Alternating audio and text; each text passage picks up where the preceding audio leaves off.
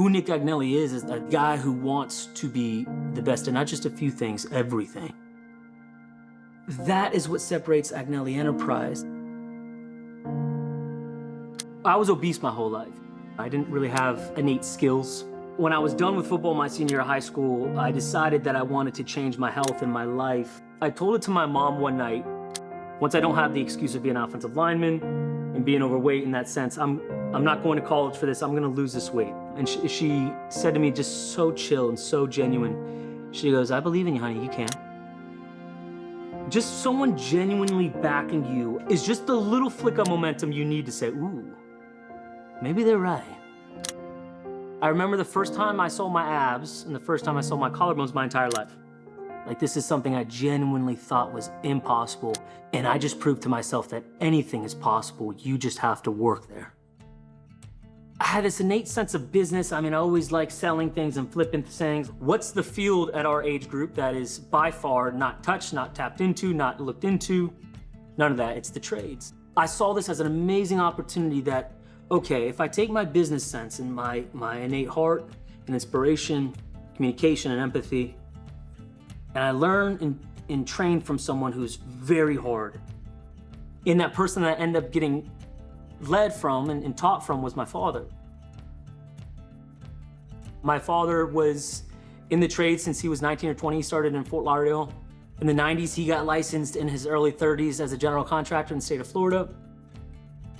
He was going to school up in Orlando, came home, worked for me for the summer, and then shortly after that, he asked if he could come home and start working for me full time. And I kind of put him through the ringer for many years, much like I did. It's the only way you're gonna learn if you're gonna start out with a small company and do what we did. He was hard, and he's gonna tell you the way it is. He's gonna give a fuck about your feelings. And there's only gonna be one way, the right way. I'm not gonna let my dad think that I can't live up to this shit. So I'll show him. And I ain't gonna call him, I ain't gonna ask questions, I'm just gonna figure it out. And I'm gonna figure it out, and I'm gonna figure it out. And that happened for 5 years straight. So 5 years into it, I realized that my father's paths and mine were not similar. And I opened up Agnelli Enterprise, August 20th of 2020. Doing everything for the first time. How do you set up a business? I don't know, Google it. That's what I did. How do you get a GC license? I don't know, Google it. Okay, general liability insurance, what is that? Google it. As we go into 2023, I had signed about $1.5 million worth of work.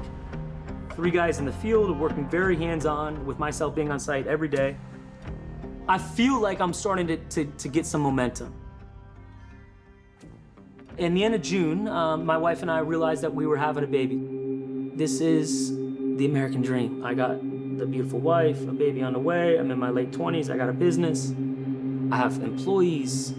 Like, that's like the big things. I remember literally saying one day to one of the guys that was working with me at the time, like, I feel like for the first time in my life, like everything is just where it needs to be. The worst slaps are the ones that you don't see coming. And you don't see them coming, not because you're not prepared for them, but because you're so blind to the fact that you could get slapped. We go to a checkup appointment, we realize that we had lost the baby. In that moment, it's a surreal atomic bomb of, holy shit. Maybe the world is not what I perceive it to be. Maybe everything ain't rainbow and sunshines and dandy and oh my God, there's a whole flip side of this coin. He didn't know how to handle it himself either, so what we found out we had the miscarriage, and he made sure that I had support at home, and he went to work, and he just pulled out a bucket and cried on the job site to himself. I cried for about 30 minutes. I was pissed, man. Threw my hat against the wall. I was lost. And I was lost because this was a foundational concept of, if you do good and you show good to the world and you try really hard and you care the most, does that mean the world's gonna give you anything? Is that the way this shit works? And I got no control over that? Fuck that, man. Like, that don't make no sense. Over the course of the next 2 months, I realized that it wasn't just everything at home that was really spiraling, it was everything at work as well. In the matter of the next 2 months, from August to October, all 3 guys either quit or we went in different directions. So the first reaction at the time that I went through was anger, pissed. Second reaction is, okay, are you gonna live in that state? Or are you gonna like move forward? How are you gonna react to problems? That is success. When the world stripped the entire rug from me and I broke things down, I realized that I had an extreme amount of room for growth. And so as I go into the next season, it was a lot of rage.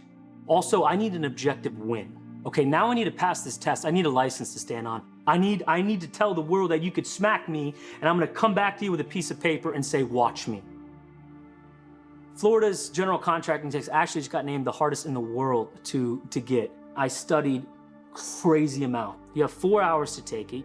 I got done with the exam in an hour and 15 minutes. And I'm thinking, oh no. Is this perception thing again? Is this rug gonna get pulled from me? Oh no. I went through and checked everything again and I said, okay. And I go out there and the lady had this smirk chuckle before she handed me the paper behind the desk. And she goes, I haven't seen a score like that in a while. And I go, are you kidding me? And I look at it and it said 94%. And when I tell you, inside, I was blowing up because I knew this is all I needed. This lady just gave me the A key. This unlocks every door. I am meant for this.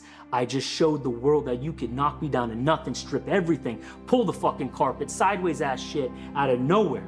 Affect my personal life, affect my professional life, affect my mindset, my happiness, my peace, everything.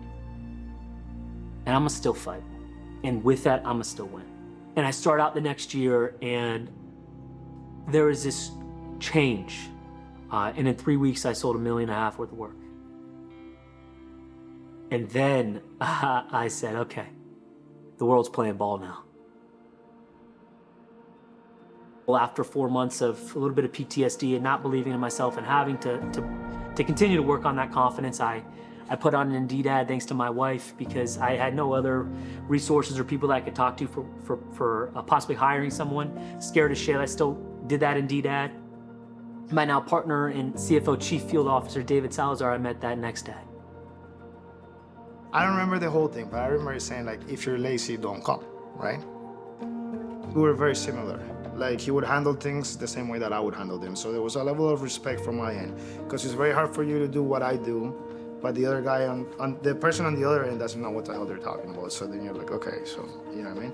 But for him, it was a level of respect. I think it was mutual. I see Nick as like, we're the same.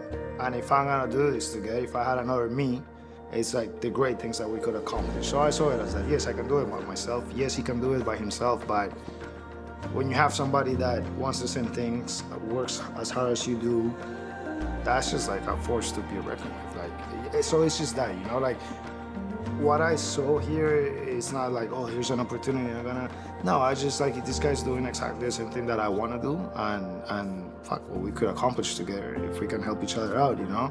What a find, what a connection of worlds. 2 months later, the out-of-house counsel, this brilliant guy named Michael Billings, is looking to get out of law and into business. So my crazy ass decides to hire someone on not a lawyer's salary, but as close as I could. And I'm a contractor. Why am I doing that? Well, I saw this guy's potential being limitless. This is a genius who just needs to get backed by the right person with the right vision. I was drawn to Nick from the moment I met him, and I told him that straight up. That's partly how we became friends. He came in, and you know how he is with his energy. And I was like, man, I love your energy. He and I just developed a really deep connection, like from the start. I started to realize, I'm like, you know what? I feel like a path has been set for me here. I'd be stupid if I turned this down. So I took the risk, and he took a risk on me, huge risk. And it was like learning how to walk. When I first came in here, I didn't have a goddamn clue what I was doing. But over time, I figured it out.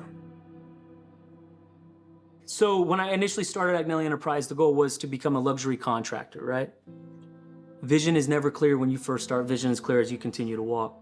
As the vision started clearing up over the next few years, it became from a luxury residential contractor to separating ourselves by building something that not only lasts, that's not only quality, that speaks without saying a word.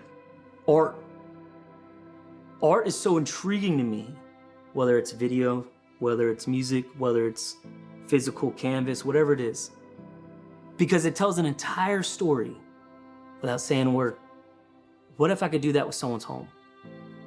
What if I could not sell luxury based off of an advertising ChatGPT kick? What if I could sell a home based off of the way someone feels when they walk in it? Now I'm on a mission to create. And then to wrap up the iconic year of 2024, in July, I met this guy named Tony. I said, I'm looking for someone to back an opportunity for me to build. I'm telling you, I've paid my dues. I could do this. I got the right team around me. I'm meant to build alongside this vision that I've forged, which is we are the best craftsman builder.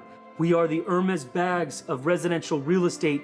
We build things that aren't associated with value, that supersede everything that is luxury. We are luxury. We define the metric. And so we went into this year looking to do just that, and we did just that. We have solidified our team, and we've built, and we've forged, and we've cried, and we've hurt, and we've fucked up, and we've failed forward. And just like that best thing about me, steadily moving forward.